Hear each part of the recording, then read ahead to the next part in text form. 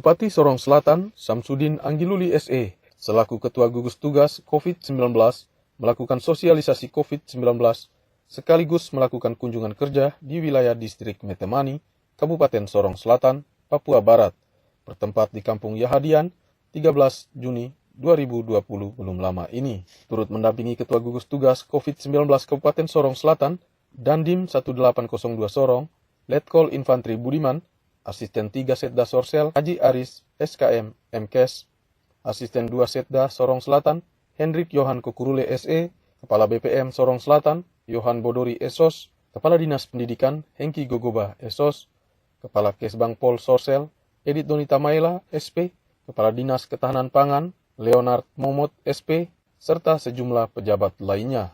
Ketua Gugus Tugas COVID-19 Kabupaten Sorong Selatan Samsudin Anggiluli SE MTR APN saat melakukan sosialisasi COVID-19 di Kampung Yahadian, Distrik Metemani menjelaskan bahwa sampai saat ini Kabupaten Sorong Selatan masih dalam zona hijau karena belum ada kasus COVID-19.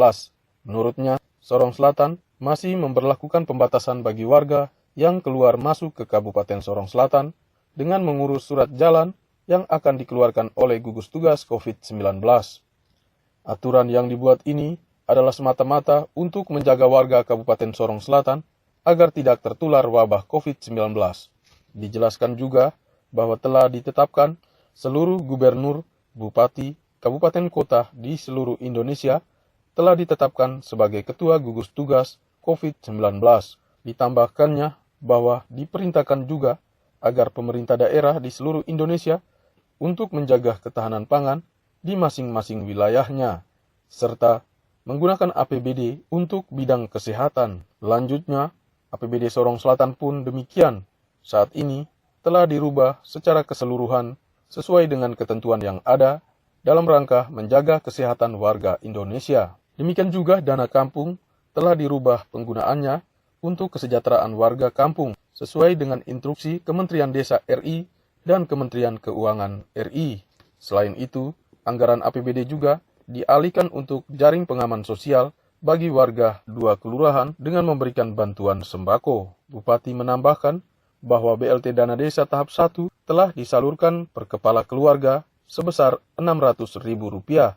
Untuk itu, Bupati meminta agar kepala kampung mendata seluruh warga, terutama bagi keluarga baru yang berumah tangga yang belum memiliki kartu warga.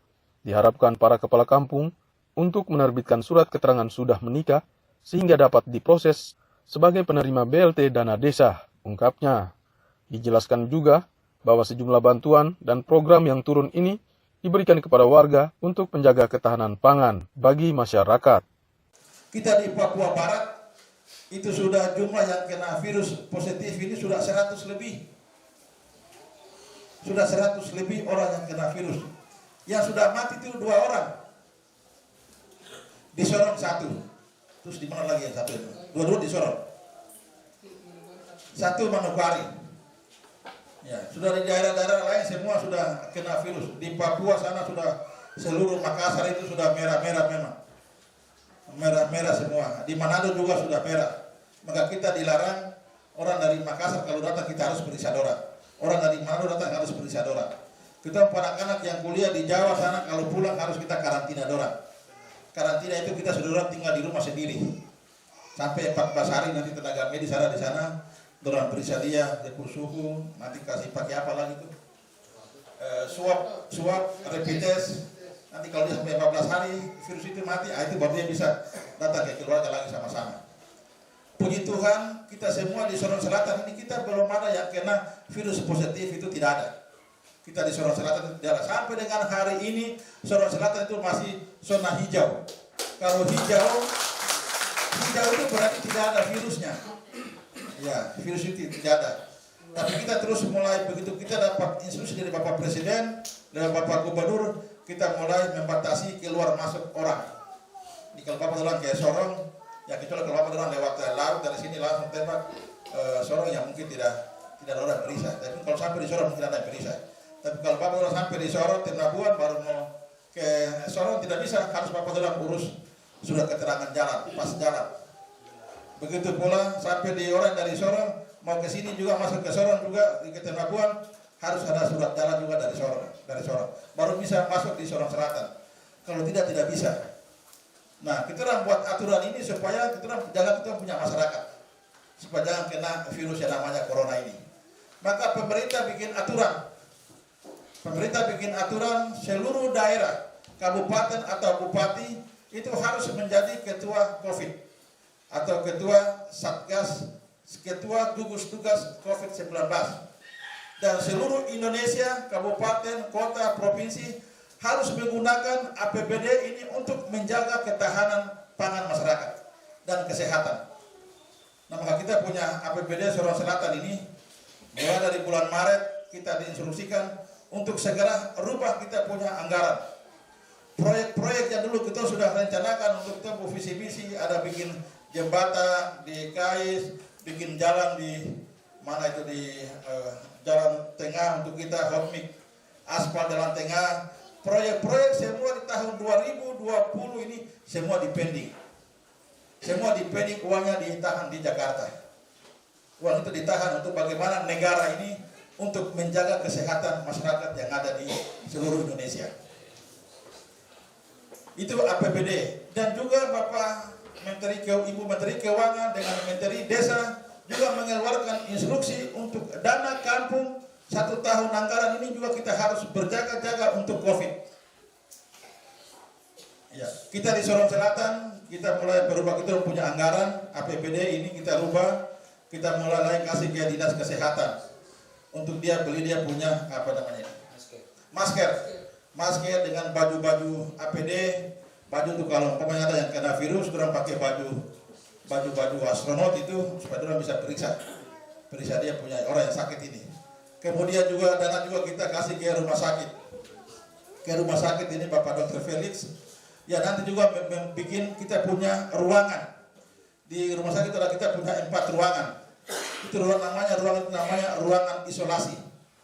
Jadi kalau umpamanya ada orang yang kena positif virus, maka dia masuk di 4 ruangan itu.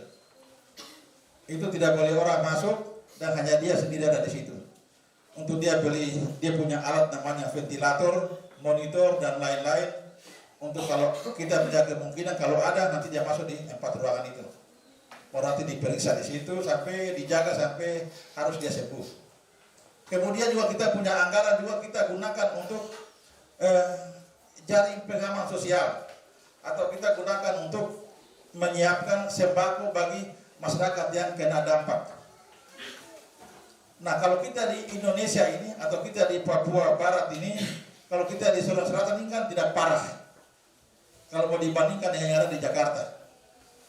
Kalau di Jakarta itu, kita di sini kan kalau tidak ada beras, kita bisa pergi toko sagu di belakang itu. Kita ke situ toko sagu atau kalau kita punya ubi makan.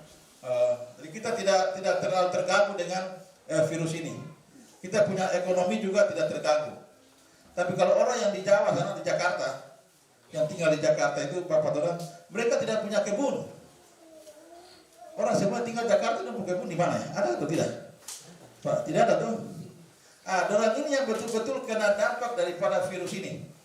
Karena begitu pemerintah, Bapak Presiden, Gubernur Anies Baswedan, dia bilang ini lockdown atau PSBB untuk orang tutup. Semua toko, semua pabrik, semua kios-kios, semua tempat-tempat yang orang-orang kerja semua ditutup. Orang ini kan tidak punya pekerjaan.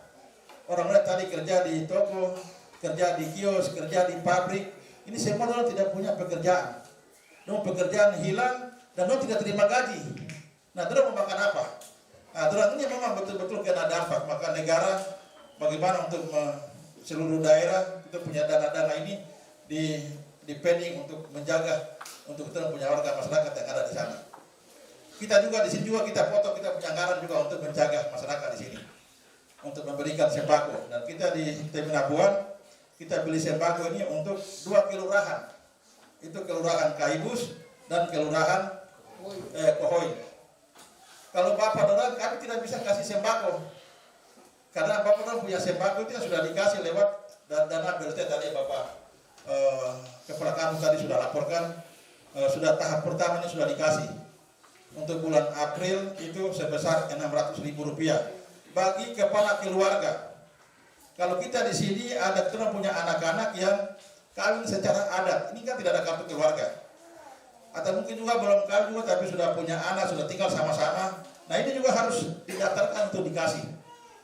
Kepala kampung harus mengeluarkan surat keterangan. Surat keterangan bahwa yang bersangkutan sudah berkeluarga, sudah punya anak. Kalau ada dana harus dikasih. Kecuali yang belum kawin ya jangan dikasih, karena yang belum kawin kan ada yang keluarga. Ya ini sekedar itu bantuan dari pemerintah untuk menjaga ketahanan pangan, makan minum dari masyarakat. Kalau kita punya tubuh ini kalau lemah, virus ini dia cepat masuk. Ya. Tapi kalau kita punya tubuh ini kita makan yang kuat, makan yang banyak, papeda, ubi-ubi, nasi dan lain sebagainya. Kalau kita kuat, virus ini dia tidak bisa, karena kita punya ketahanan tubuh atau imunitas. Ini bahasa medis, ini Bapak ada materi di belakang tiap tahun.